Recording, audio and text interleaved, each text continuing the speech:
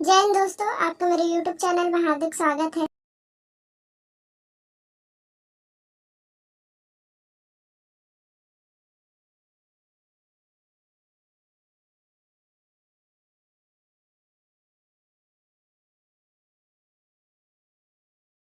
NCERT में librarian एवं professor के 292 पदों पे बड़ी भर दूंगा।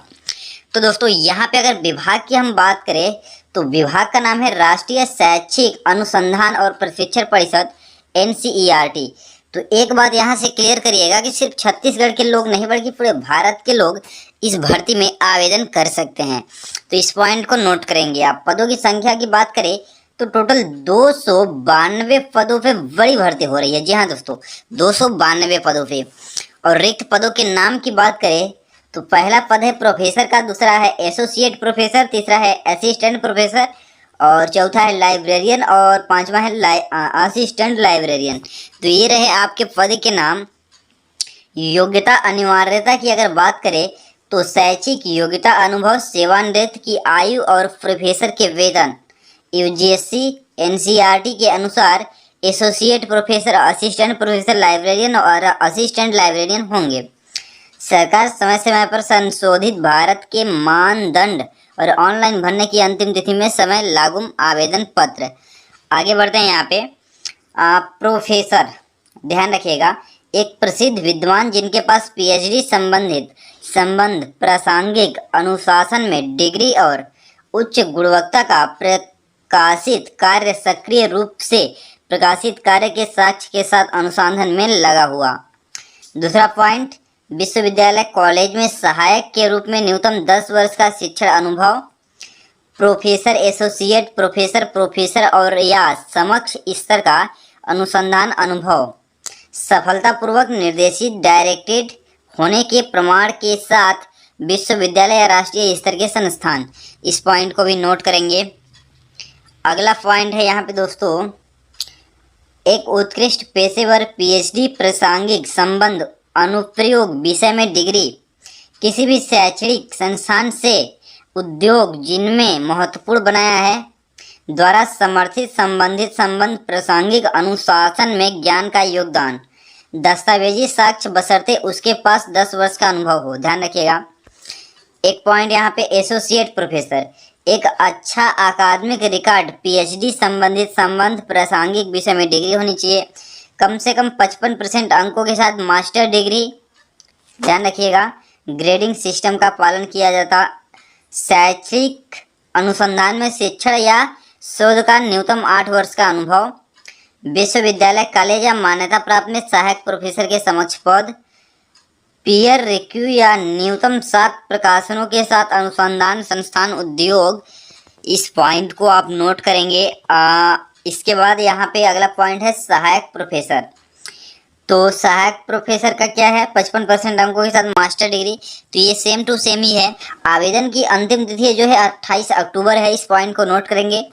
आवेदन आपको ऑनलाइन करना। इसके अलावा आवेदन शुल्क की बात करें तो यहाँ पे ध्यान रखिएगा, यूआर, ओबीसी, ईडब्ल्यू से संबंधित आवेदकों को 1000 रुपये का शुल्क देना होगा। इसके अलावा ऑनलाइन भुगतान मोड माध्यम से भुगतान का कोई अन्य तरीका नहीं होगा, स्वीकार किया जाएगा। ध्यान रखिएगा। महिला आवेदक, अनुसूचित जाति, अनुसूचित जनजाति, पीडब्ल्यूडी से संबंधित आवेदकों के भुगतान में छूट दी गई है। शुल्क, एक बार भुगतान किया गया शुल्क किसी भी परिस्थिति में वापस नहीं किया जाएगा। इस पॉइंट को भी नोट करेंगे। इसके अलावा यहाँ पे उम्मीदवार को पंजीकरण करने के लिए विवरण भरना चाहिए और फिर ऑनलाइन में जानकारी भरना चाहिए। उपयुक्त स्थानों पर बहुत सावधानी से आवेदन पत्र भरें। स्टार चिन्ह वाले फील्ड अनिवार्य हैं और उम्मीदवार द्वारा भरे जाने के लिए आवश्यक हैं। के बाद आवश्यक जानकारी प्रदान की गई है। सबमिट बटन पर क्लिक करें। हालांकि सबमिट पर क्लिक करने से पहले बटन उम्मीदवार को यह सुनिश्चित करना चाहिए कि कोई बदलाव आवश्यक नहीं है, अन्य प्रदान की गई जानकारी है। अपडेट जो है कांकेर से निकल कर आ रहा है। यहाँ पर देखिएगा, प्लेसमेंट कैंप के माध्यम से 1764 पदों पर जो है ऐतिहासिक भर्तियां वगैरह होने वाली है। बहुत बड़ी भर्ती है दोस्तों। अब देखिएगा इसके डेट्स वगैरह क्या है। 17 अक्टूबर 2022 का डेट है। सुबह के 11 बजे से दोपहर के 3 बजे तक ये प्लेसमेंट कैंप चलने वाला है। अब देखिएगा कंपनी प्रोफाइल क्या है या जॉब प्रोफाइल वगैरह क्या है, कुछ डिटेलिंग नहीं की गई है। आगे चलकर जब भी की जाएगी मैं आपको बताऊंगा। वर्तमान में इतना दिया गया है कि जो इच्छुक आवेदक है अपने समस्त डॉक्यूमेंट के साथ इस प्लेसमेंट कैंप का हिस्सा बन सकते हैं। तो देखिएगा क्या क्या डॉक्यूमेंट्स लेके जाने हैं, इतना तो मैं आपको बता ही सकता हूँ। सबसे पहले देखिएगा आपको आपके आईडी प्रूफ वगैरह जो है उसका ओरिजिनल प्लस उसके 2 कॉपीज लेकर जानी है। प्लस देखिएगा जो आपके शैक्षणिक योग्यता के जो ओरिजिनल डॉक्यूमेंट्स हैं उनको, प्लस उसकी 2 कॉपी और 2 पासपोर्ट साइज फोटोज वगैरह लेकर जाने और इसी के साथ प्लेसमेंट कैंप का हिस्सा बन सकते हैं। तरीके का छत्तीसगढ़ जनसंपर्क विभाग के द्वारा जिसके अंतर्गत छत्तीसगढ़ के जिला बलौदा बाजार में आंगनवाड़ी सहायिका के पदों पर भर्ती के लिए विज्ञापन जारी किया गया है।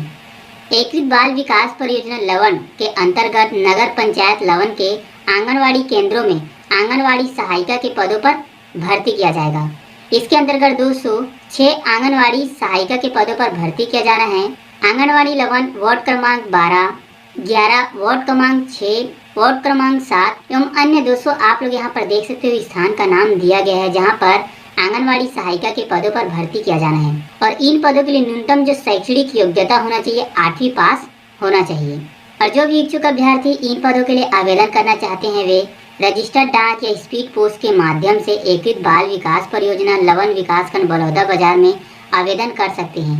और दोस्तों अगर आप लोगों को इसके बारे में और अधिक जानकारी चाहिए, जैसे कि आप लोगों को प्रति माह कितना वेतन दिया जाएगा, आवेदन पत्र आप लोगों को कहां से प्राप्त होगा, तो आप लोग एकीकृत बाल विकास परियोजना लवन में जाकर वहां के अधिकारी से इसके बारे में संपूर्ण जानकारी प्राप्त कर सकते हो। कार्यालय जिला कोषालय अधिकारी बालोद में जो है रिक्रूटमेंट निकल के आ रहा है दोस्तों, जिसमें कि भृत्य की केवल एक ही पोस्ट यहाँ पे रिक्त किया गया है दोस्तों। तो यहाँ पे देख सकते हैं आपके स्क्रीन में शो हो रहा है। और इसमें जो है आवेदन प्राप्त होने की अंतिम तिथि दिनांक 31 अक्टूबर 2022 शाम 5:30 बजे तक जो है आपको केवल स्पीड पोस्ट रजिस्टर्ड डाक से ही यहाँ पे भेजना होगा। और देख सकते हैं इसमें जानकारी संपूर्ण दिया गया है। ठीक है दोस्तों, आयु सीमा की बात करें तो 1 जनवरी 2022 को जो है 18 वर्ष से कम तथा 40 वर्ष से अधिक नहीं होना चाहिए। इसमें छूट भी आपको दिया जाएगा दोस्तों, इसमें पूरा जानकारी दिया गया है। और चयनित अभ्यर्थियों को वित्त निर्देश 2022-20 के अनुसार जो है 3 वर्ष की परीक्षा अवधि पर नियुक्त किया जाएगा।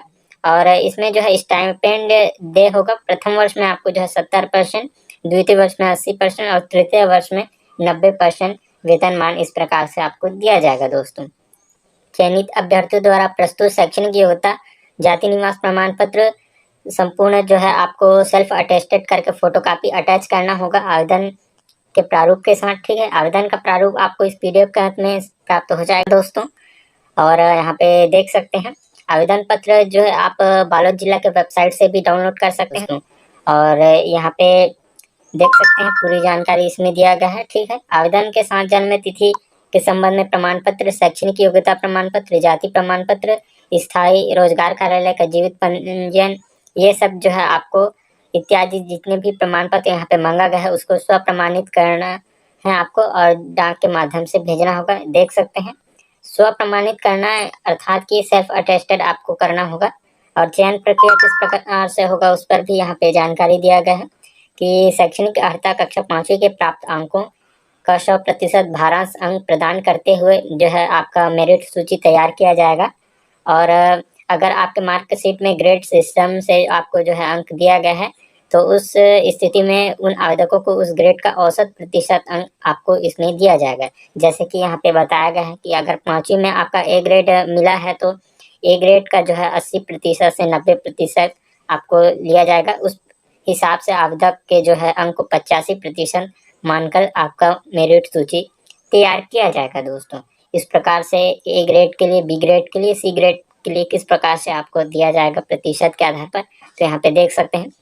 अगर आपको A+ ग्रेड मिला है 5वीं में तो आपको जो है 95% इसमें दिया जाएगा। वहीं बात करें ए ग्रेड के लिए तो 85% दिया गया है, B+ के लिए 75 और केवल बी ग्रेड के लिए जो है 65% इसमें दिया गया है। एक पद के लिए जारी हुआ है तो एक पद के लिए जो है 5 अभ्यर्थियों का इसमें मेरिट सूची तैयार किया जाएगा। उसके बाद दस्तावेज सत्यापन होगा, तब आपका जो है अंतिम मेरिट सूची इसमें जारी किया जाएगा दोस्तों। अगर आपका जो है किसी और कैंडिडेट के साथ आपका समान अंक हो जाता है, तो उस स्थिति में जो है जिस कैंडिडेट का उम्र अधिक होगा उसको इसमें प्राथमिकता दिया जाएगा। इस प्रकार से इसमें बोला गया है। ठीक है, इसमें देख सकते हैं आवेदक पत्र में जो है आवेदक का हस्ताक्षर अथवा स्वप्रमाणित पासपोर्ट फोटो होने पर आवेदक जो है अमान्य कर दिया जाएगा। अगर आपने इस प्रकार से अपने फोटो में सेल्फ अटेस्टेड अपना सिग्नेचर नहीं किया होगा तो उसको जो है रिजेक्ट कर दिया जाएगा। तो आपको फोटो चिपकाने के बाद जो है उसके ऊपर आपको अपना सिग्नेचर करना नहीं भूलना है। ठीक है दोस्तों, तो इसमें देख सकते हैं पूरी जानकारी दिया गया है और आवेदन का प्रारूप देख सकते हैं यहाँ पे आपके स्क्रीन में शो हो रहा है। इसको आप प्रिंट आउट निकलवा सकते हैं। यहाँ पर देखते हैं कि शिक्षक भर्ती से संबंधित ये जो अपडेट है कि सरकारी इंग्लिश मीडियम स्कूलों में जो है शिक्षकों की भर्ती इसी माह होगी और इसके लिए जो है 20 तारीख तक निर्देश जारी कर दिए जाएंगे, ये बात यहाँ पर बताई गई है। तो यहाँ जो सरकारी इंग्लिश मीडियम जो स्कूल्स हैं, स्वामी आत्मानंद उत्कृष्ट योजना के तहत संचालित इंग्लिश मीडियम स्कूल में एक बार फिर से जो है संविदा भर्ती की तैयारी की जा रही है। इसके लिए तैयारी जो है की जा रही है। पिछले दिनों 12 सरकारी इंग्लिश मीडियम स्कूलों में शिक्षकों की भर्ती हुई थी। 232 पदों के विरुद्ध जो है 209 उम्मीदवारों को नियुक्ति यहाँ पर दी गई थी। ठीक है, इसमें देखेंगे कि इसमें अधिकांश कार्यभार ग्रहण कर लिया गया है। अधिकांश ने खाली बचे जो अन्य पद हैं इसको लेकर जल्द ही भर्ती होगी। 20 अक्टूबर से पहले इसके संबंध में निर्देश जारी किया जा सकता है, इसके बारे में यहाँ पर बताया गया है। ठीक है, यहाँ बताया गया है कि भर्ती के लिए इस बार लिखित परीक्षा नहीं होगी, चूंकि पिछली बार जो है लिखित परीक्षा ली गई थी और उसके बाद जो है भर्तियां दी गई थी। इसमें जो है डायरेक्ट इंटरव्यू के जरिए इसको भरा जाएगा और इस बार जिन पदों पर भी भर्ती होगी उसमें आर्ट्स विषय के ज्यादा है। तो आर्ट्स विषय के पोस्ट ज्यादा है, लेकिन एक चीज मैं यहाँ पर आपको क्लियर कर दूं कि चूंकि ये इंग्लिश मीडियम स्कूल के लिए भर्ती हो रही है तो इंग्लिश मीडियम स्कूल से ही पढ़ा होना चाहिए। आपकी योग्यता इंग्लिश मीडियम स्कूल से होनी चाहिए। ठीक है, पिछले बार स्कूलों में शिक्षकों की भर्ती के दौरान जमकर अव्यवस्था फैली थी। एक ही समय में अधिकतर उम्मीदवारों को इंटरव्यू के लिए बुलाने पर युवक युवतियों को देर रात तक इंटरव्यू की जगह रुकना पड़ा था। ठीक है, इसलिए इस बार जो है सिस्टम में कुछ बदलाव भी लाया जाएगा। तो इसमें जो हिंदी के लिए अगर कोई पोस्ट निकलता है या फिर हिंदी के अलावा संस्कृत के लिए कोई पोस्ट निकलता है तो वो जो है हिंदी मीडियम से पढ़ा हुआ चल जाता है, लेकिन इसके अलावा जो बाकी विषय है उसके लिए इंग्लिश मीडियम स्कूल से पढ़ा होना आवश्यक होता है।